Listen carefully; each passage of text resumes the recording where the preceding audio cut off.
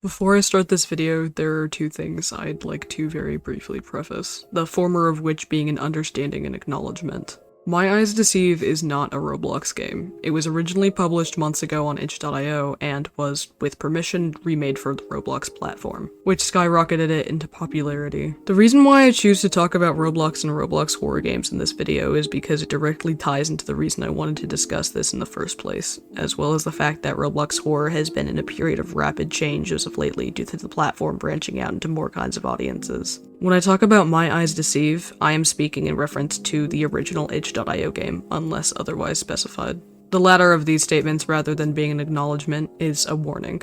I will not go into detail about the topics in this video, however they will be implied and brought up, although perhaps not verbally.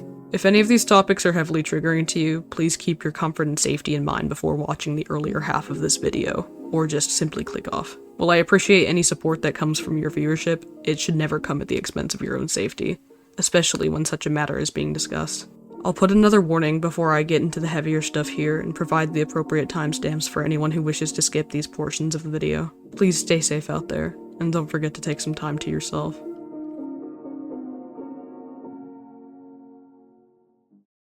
Roblox horror games are like if you took the delicious juice of horror games, watered it down to mascot horror levels, and then watered it down even more, until you hardly even have juice anymore. Perhaps instead of tea or infused water. And, well, yes, these are still pretty good. You were told that you would be drinking juice. And wouldn't that be a lie, even if what you did end up drinking wasn't so bad? A lot of the time, this is my opinion on Roblox horror. It's being advertised as scary, and, well, most of the time, it is good. It isn't horror in my eyes. Maybe this just comes from me being hard to scare when it comes to a video game formation, but I mean, come on, look me in the eyes and tell me you are seriously afraid of these things. I would give a comprehensive history of popular Roblox horror games, but I don't wanna.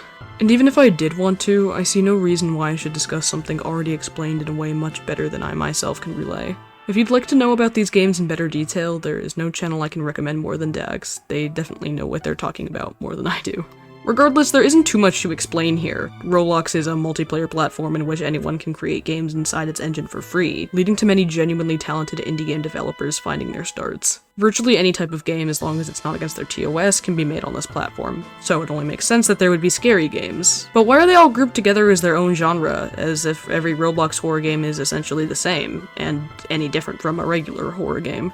Well, it's incredibly easy to compare Roblox horror to mascot horror, especially since some of the most popular Roblox horror games would also fall into the latter category. The gameplay loop of the more popular of these games is typically very similar, the same way that a lot of modern mascot horror follows certain tropes. Similar to mascot horror, at least in terms of the most successful games, Roblox horror consists of mainly the following prominent themes: puzzle solving, fetch quests, cutscenes, and frequent updates, whether it just be a small amount of added content or an additional chapter or game. A lot of Roblox games in general that have a story follow this eerily similar pattern that I can't really describe. There are just a lot of these little tiny similarities, such as paying to respawn or really bad dialogue shared between players. But you also have some nice outliers and surprises in there, although even these aren't all that scary. But to be fair, the horror factor is often barely present due to the fact that, up until recently, Roblox was primarily targeted toward the demographic of children and teens. It seems that as of lately, the website has been trying to market towards older audiences as well, restricting certain features and games behind a verification system to prove that an account is 17 or older. There's a lot of reasons why this is both a good and bad thing for the platform, but we'll have plenty of time to look into that later. What's important to note is that Roblox now has the means to host potentially more disturbing and scary horror games. This is a good thing, surely, as a lot of Roblox games have been able to create somewhat big names for themselves. Sure, some are admittedly not very good, but others are surprisingly well crafted, having the means to have some actual good scares now. Now, over the course of the past few months, we've been seeing the effects of this change on the platform, witnessing as new games pop up, a lot of which are genuinely really good for the engine they were made on. And as such, around 2 months ago, a game was uploaded onto the website. My Eyes Deceive.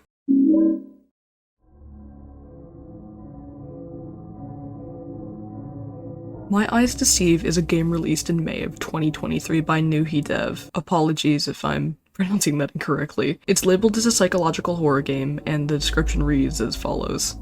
My Eyes Deceive is a first-person psychological horror experience set in a basement, or shelter, if you will. Set over the course of roughly a week, you play as a young girl who has been living there all her life. The outside world is infected with a deadly disease. Society is in chaos. Fortunately, your papa is protecting you by keeping you in his shelter. He's very insistent on you taking your disease preventive pills every day. Why do the pills make you tired? When will you be able to leave? Can we be deceived by our own perception? The version of this game that was on Roblox was a re-upload by developers of Cheeseblocks, with permission of the original game's creator, appearing on the site a few months after the original game's release. Now it's here where I will once again give a proper trigger warning for the subjects that will be implied throughout this segment of the video. While nothing will be explicitly shown, I will be touching over the deeper meaning and themes explored in this game. The early parts of my summary will be relatively safe, however when the time comes, I will give one final warning and an appropriate timestamp to skip to if you are at all uncomfortable with the topics that I mentioned earlier. With all that in mind, let's get into My Eyes Deceive.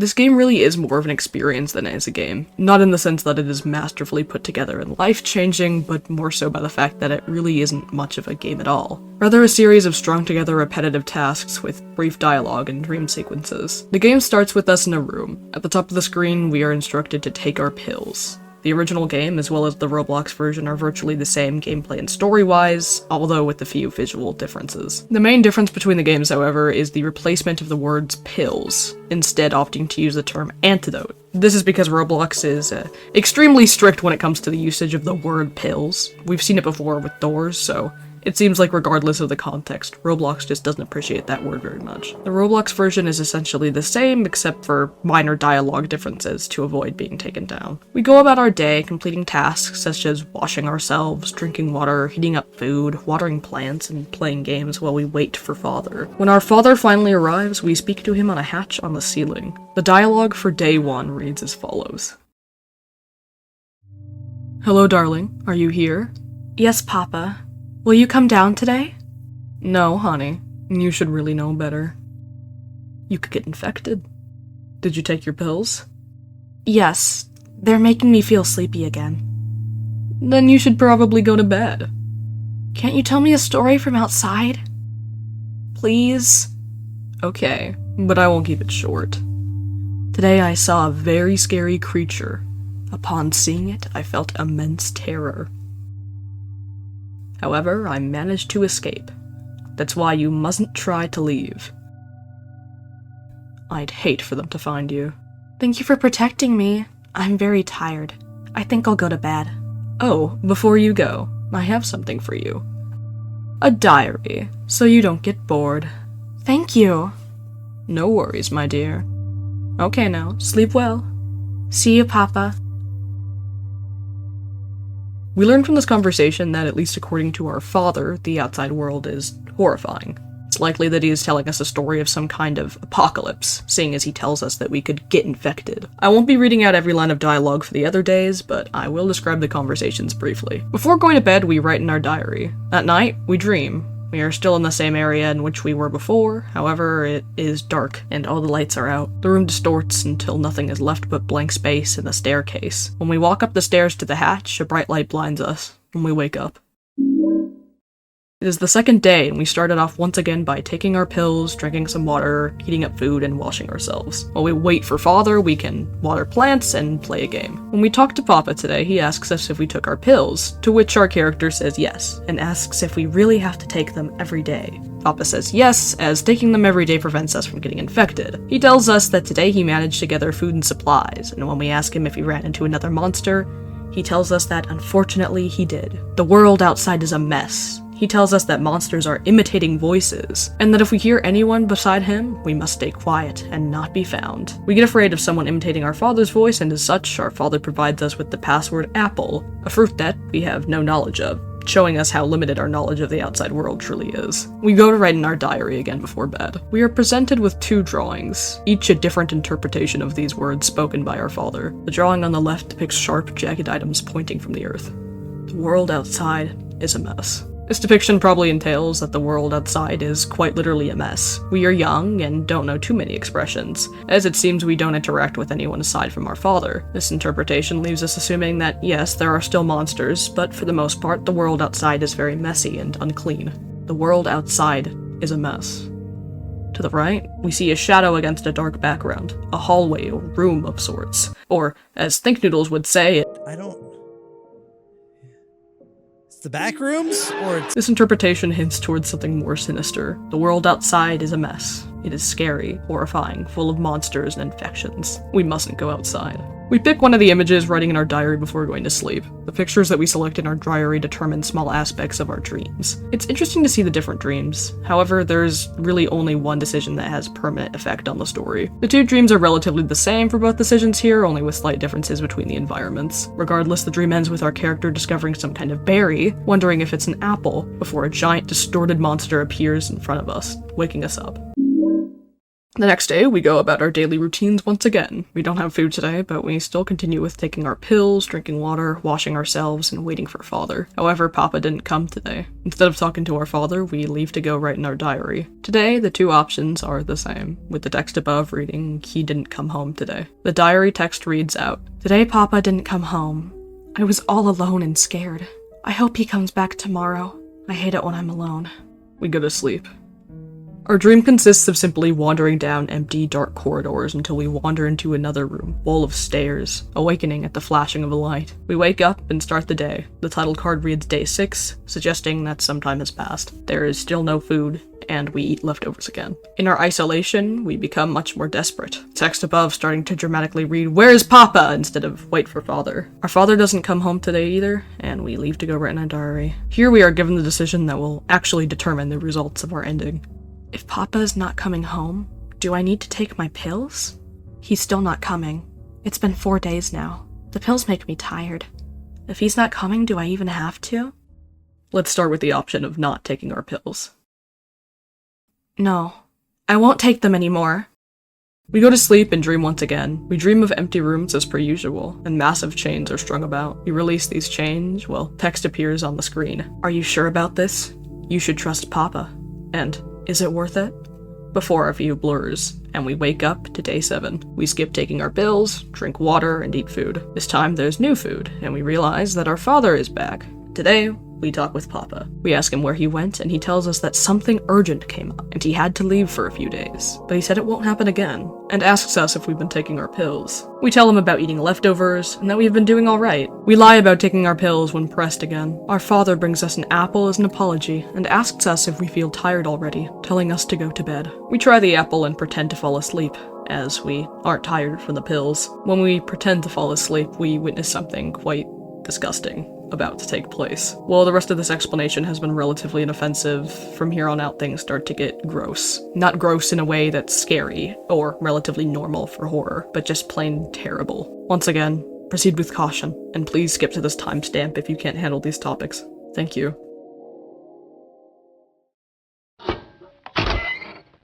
The screen is black, and the door opens. Our father checks to see if we are asleep, and when he sees us and assumes that we are, he says, "Let's get to it then." As to what it is referring to, I think it's pretty obvious by the content warnings I have displayed. Thankfully, no graphic imagery or sound is ever shown, but this scene is still incredibly disheartening to sit through. At the very least, we hear a sound at the door and our father is caught off guard, claiming that they shouldn't be here yet. We open our eyes, noticing that our father didn't close the door. Here we can escape through the hatch. We walk through a corridor into a room with a table and many boxes. We find out that the pills that our father has been giving us are sedatives, a word that our character doesn't recognize. A police report has been pinned to the bulletin board, reading out, "Spontaneous house inspection. Taken to the police station due to suspicious purchases. Conclusion, no substantial evidence found. Case will be closed." We walk through more empty rooms full of boxes and cobwebs, and keep walking until we reach the main entrance to the outside. Upon leaving, we see the sun, stare at it, and say, "What is that glowing ball up there? And why does it hurt my eyes?"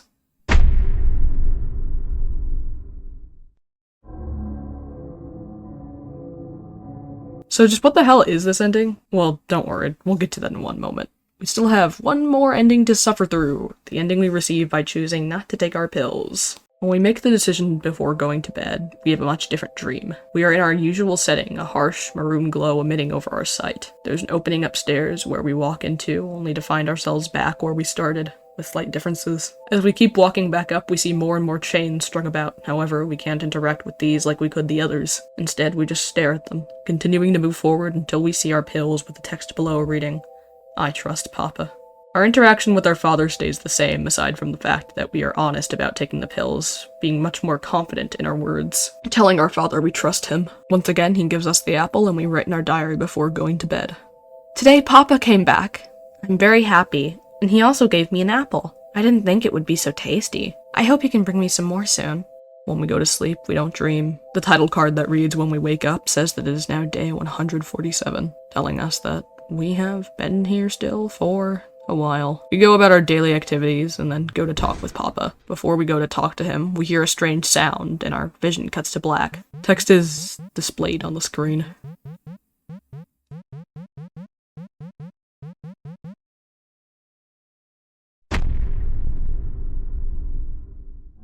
The game ends and the credits roll. In the original version of the game, there was a post-credit scene, however it was cut later on. On the desk next to the pills originally was a mysterious floating black square, censoring an object on the desk. Originally, this post-credit scene revealed what was on the desk, although it's hard to determine what these items are. If we go to the notes written by the game's developer, he reveals that these were supposed to be condoms.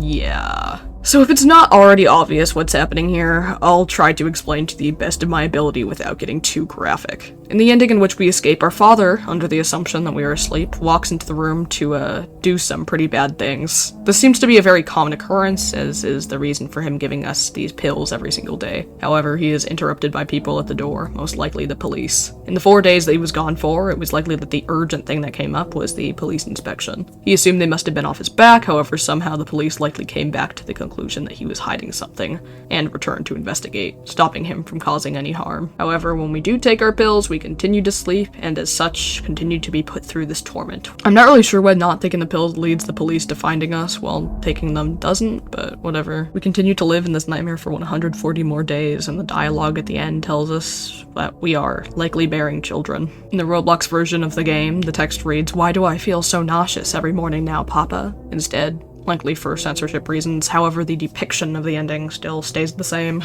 So I guess the main question I'm asking here is, why? What was the point? Content and themes like these are typically frowned upon in horror. It's one thing to include these themes in the story with a whole other plot already going on, but this concept is the only thing going on for the story. If you took out all the disgusting parts, you wouldn't really be left with anything. Serious issues like this are essentially being used for shock factor. You could argue that this is trying to spread awareness, which I mean, sure, okay, but if it was being used for something like this, why is the developer trying so hard to distance the game from being what it so obviously is? He claims there's no specific interpretation, but then includes details that directly conflict with this statement. There is no concrete explanation, no resources to point towards. It doesn't seem to be trying to raise any kind of awareness. So then, is the purpose just to be scary? You could argue that yes, this is disturbing, but there really is no sense of horror or fear. You don't feel scared, just gross, a disgusting sense of perverseness. However, there are still some very subtle, clever writing decisions. One of my favorites being the inclusion of certain word choices. Wash yourself being the words used to describe taking a bath rather than just bathe or take a shower. To wash something makes it seem more inanimate, more inhuman. Like we're less of a person and rather a thing to be cleaned, such as the dishes. You'll also notice there's no towel or way to dry ourselves, and nothing to indicate that we're even wearing clothes, as we never change in or out of them, which is a quite disturbing detail. However, I feel like the most controversial and offensive part of this game is that, while technically being a work of fiction, it is undeniably based on a real case, the one of Elizabeth Fritzl. The developer claims that it's not inspired or based on this at all, as stated in a document linked on the game's itch page. While there are definite similarities in the story, the experience does not aim to create a playable version of any actual happenings. It was inspired by this Reddit post. The basement, however, shows similarities to parts of the actual Fritzl basement, as I previously watched a documentary on the subject matter that displayed the cellar. Edition 4th, July 2023. The word Papa, widely used in German-speaking countries, is also not a reference to it being inspired by the Fritzl case. It is meant to be an endearing name for the girl from her father, which I mistakenly thought is also used around the world. The link leads to a Reddit post on 2-sentence horror stories, which reads, "All my life, my parents have told me not to open the basement door, but I got curious and disobeyed them.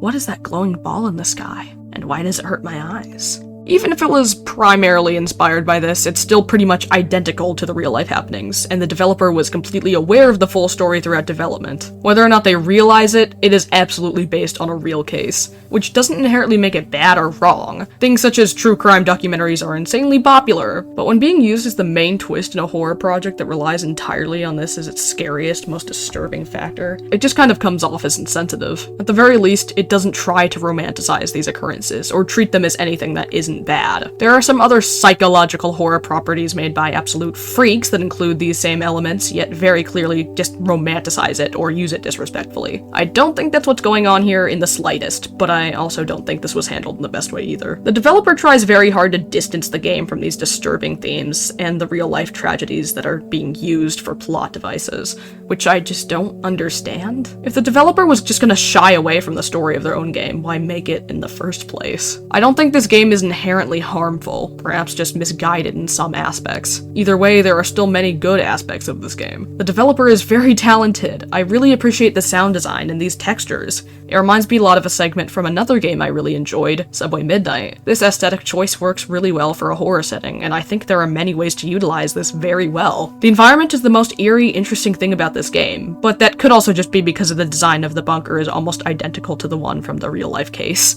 Even with that in mind, though, the textures and graphics still work really well in the game's favor. I just really wish there was more to see here. There's not much originality other than in the way the developer and writers choose to portray certain things to the player, and the only disturbing factor to it is just a disgusting misuse of real-life experiences. A big issue with the game to many people as well was the fact that the itch page in the game itself didn't contain any kind of proper content warning. The game itself having none, and the page having a rather weak one, just giving a warning for disturbing content, which really doesn't mean much of anything, especially considering games like FNAF have this exact same warning. Like, okay buddy, real disturbing. It is important to note though, the developer did change the warning on the page while I was writing this script, so bravo. The game's developer appreciates credit when being spoken about, and as such I'll leave a link to the original itch page in the description. The game doesn't cost any money, so I encourage you to form your own opinions rather than just listen to what I have to say. Or even just watch a gameplay video if you don't wish to play it yourself. Regardless of what you think of the game, it's been leading to some,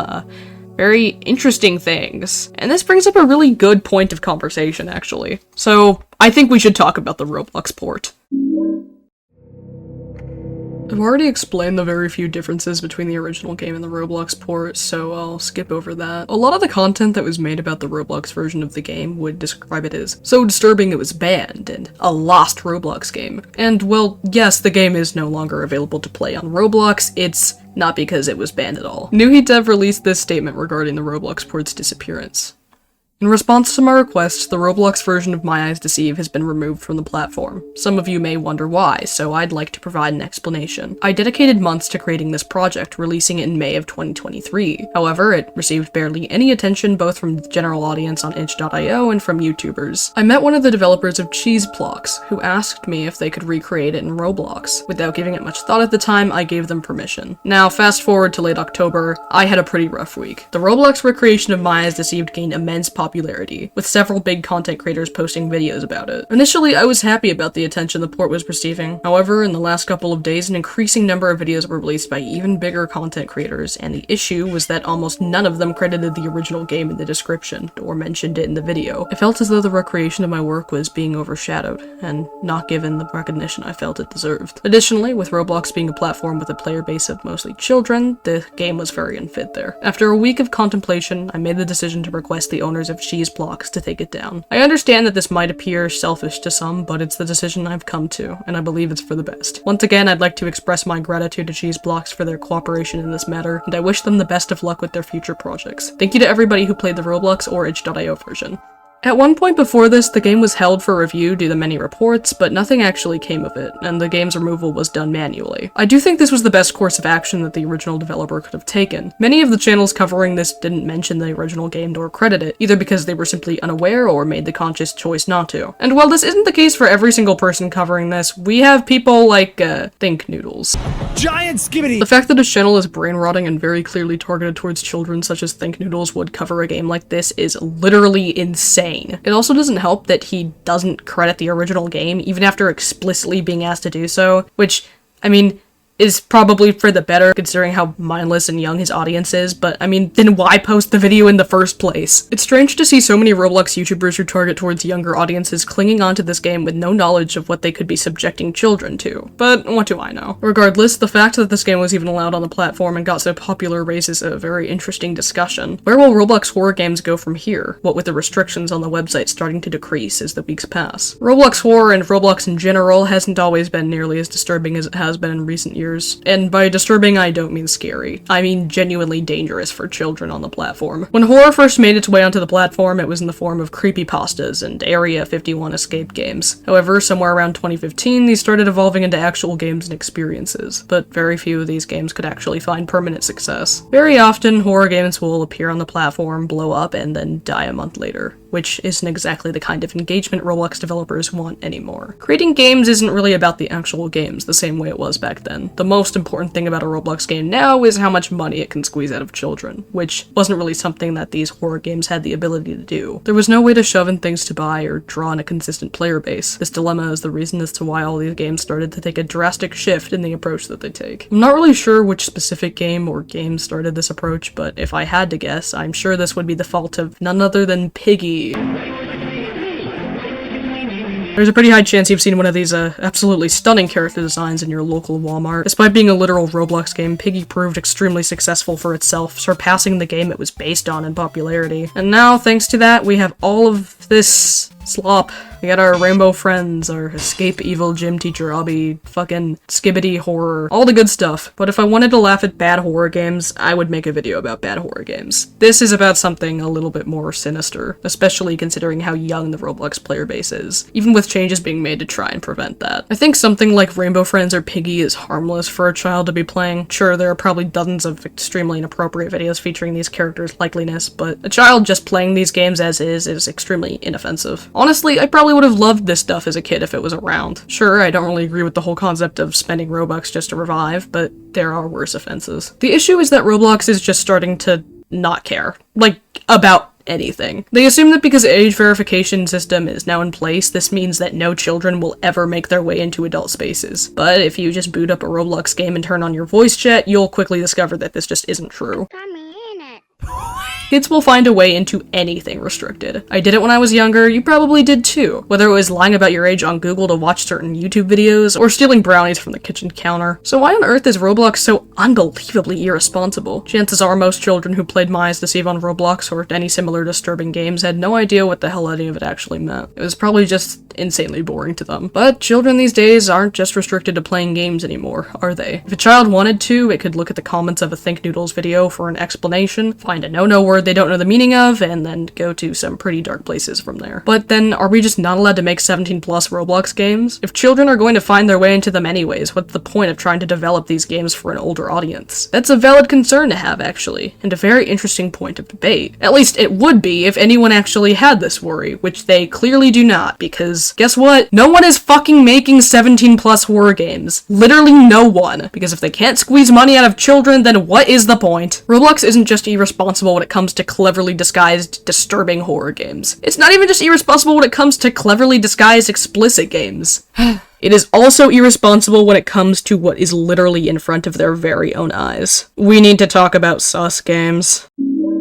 Now, anyone uninformed probably just snickered a little bit at me saying the word sus in such a serious tone, and well, yes, the concept is absolutely absurd. The reality of these games is, nothing to laugh about. I think the true Roblox horror lies in experiences such as these. I'll keep the section short as I'm certain it isn't what you came here to see, but I think it's still important to discuss. I'm sure you can insinuate what the term sus is being used for, judging by the titles and thumbnails of these games. Almost all of these games are all ages or just non-applicable, and the only ones I could find that were actually age-restricted all had the limit of 9+. I sat in a few of these games and paid close attention to the chats, and while often a lot of them were just people trolling or saying slurs, there was also a really large amount of genuinely concerning conversations taking place. And I don't just mean cringe roleplays, I mean people are actually looking to trade Snapchats here. I shouldn't have to explain why this is awful. Never, not once did I see anyone ask for anyone's age here. Almost every single person in these games were minors, and this shit isn't even being hidden. It is just up there in plain sight being recommended to the average player. A lot of these games are just jokes and gotchas, but the small portion of them that are genuine are already way too much. Roblox clearly does not care. They care about one thing, and that's looking good to investors. Meanwhile, there is active discussion to allow things such as dating, and even if they say it won't be explicit, people will always find a way around these restrictions. Roblox is entering an extremely dark era. When I noticed that something like Maya's Deceive could be allowed on the platform, I was a little disappointed, yes, and scared for the possibilities that children could discover horrible things, but there was also an underlying feeling of genuine intrigue and excitement. I don't want Roblox Horror to have to stoop to shoving these themes in for attention and clicks. I don't want them to include these themes at all, really, but the fact that this can fly under the radar means that there is some potential for real content. I mean, it's been a lot easier for me to get invested in Roblox Horror as of late, because there's genuinely some really interesting stuff. I want to have hope and believe that we will move forward. I want to be able to say with confidence that I've found a Roblox game that actually scared me, and yet there's nothing. The true horror of this platform lies in its reality, rather than its fictitious properties. I feel more genuine dread seeing a child give out their Snapchat to a stranger in the sussy hotel than I do being chased by a flesh-eating monster in a dark corridor. I have yet to find a Roblox game that has scared me more than the fucking Nextbots ones. As much as it pains me to say, the state of Roblox Horror is absolutely dire. It truly says something about your platform when the best games under the horror categories are all just FNAF remakes. I wish I had more to say, but I'm pretty certain I've made my statement already. Roblox is irresponsible, its horror games will never be the same, and Rainbow Friends will be the only thing still standing when the second coming in the Great Bubonic Plague wipes out all of humanity. Thank you so much to my supporters over at Patreon who got early access to this video, and especially thank you to Jeevan2008, Cinetic, and DCT6113. Thank you for watching. I've been Quinnamon, and you have all been pronouncing my name wrong. Stop it. Stop. It's pissing me off. It's supposed to be like cinnamon! It's not fucking- you can't make- Also, thank you to Dags, who, fucking is also a patron. Thank you.